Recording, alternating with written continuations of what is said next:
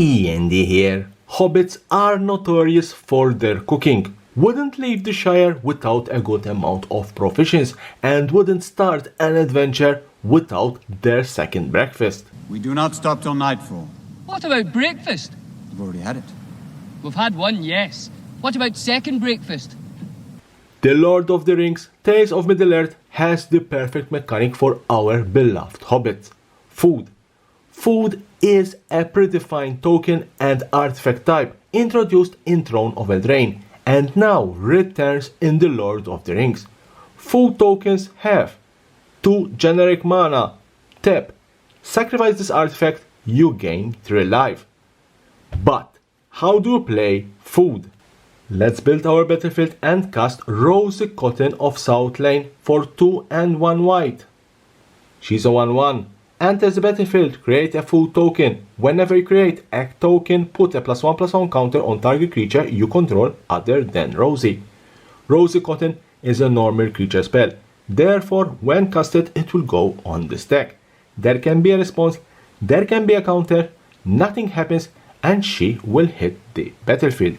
When Rose Cotton of the South Lane hits the battlefield, I will create a food token and put a +1/+1 counter on a creature other than Rosie.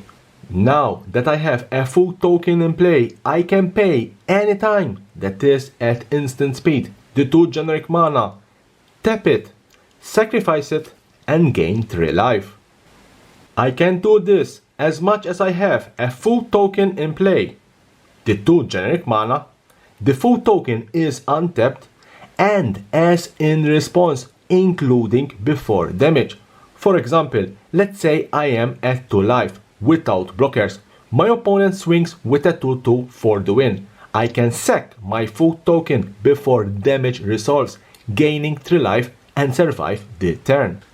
Or let's say I'm still at 2. My opponent bears me with a shock. In response, I can sack the food token, gaining 3 life and survive again the turn. Some notes.